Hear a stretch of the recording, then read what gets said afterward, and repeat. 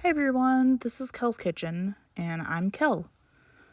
Today I'm making steak fajitas. I'm gonna start off with the marinade. We're gonna add in a teaspoon of cumin, a teaspoon of red chili flakes, 2 teaspoons of white sugar. My spoon's a little small, so I added in a little bit extra. And we're gonna add in some oil. This is about 2 tablespoons, and I'm using vegetable oil, but you could use peanut or canola or olive oil if you wanted. That's a teaspoon of salt. And now we're gonna add in our beef. This is, we added in pepper first, so pepper goes in. And now we're gonna add in our beef. This is about a pound of top round steaks. I actually prefer flank steaks usually when I'm making fajitas or any sort of Mexican beef, but this is what my supermarket had, and it's really, really delicious. So don't worry if you can't find exactly what I had. Go ahead and toss it and make sure everything's coated and set this aside until we are ready to cook it. Let's move on to onions. These are red. This is 4 red onions. Cut it in half, and you're gonna peel them. And make sure you get all of the skin off because no one wants to eat skin. Gross. And once you get that done, you're gonna set aside 2 of the onion halves for the salsa that we're gonna make later. And move on to the others. Go ahead and cut them into wedges and place them on a baking sheet lined with foil. Now we're moving on to bell peppers. I have 2 beautiful red bell peppers. Go ahead and cut them in half and pull it apart. And you want to seed and vein them. It's not super important, but those don't taste very good. So dig your hand in there and just pull it out. And cut these into slices that are about the same width as your onion pieces. And toss those onto the baking tray as well. Once you've got all of your vegetables ready to go, drizzle it with some more oil. This is about a tablespoon, a little bit less, and toss it so that all of the spices we're going to add will stick. Next, we're going to add the spices. This is cumin. It's about a teaspoon, and some red chili flakes. You'll notice that I use the same spices pretty much all throughout this.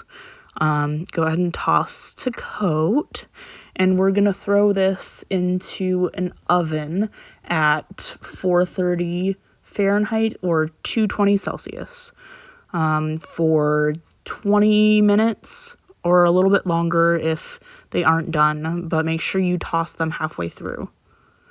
We're going to move on to the salsa now. Here I have 2 mangoes.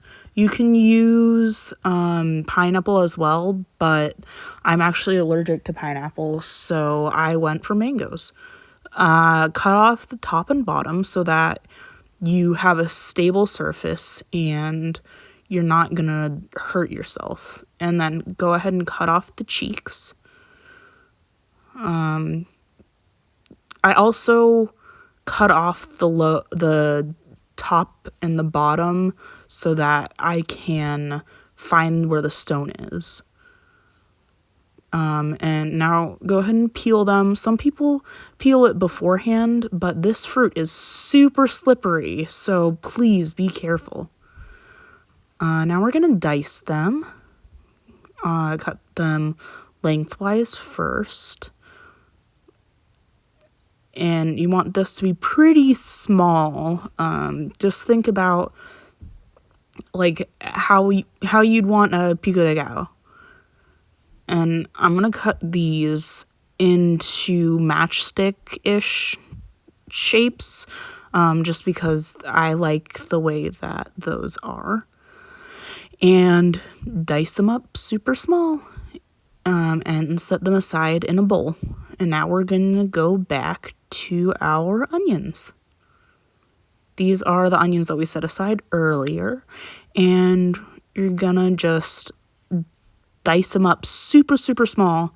You want them to be real tiny, just like this. No one likes a big old chunk of onion in their salsa.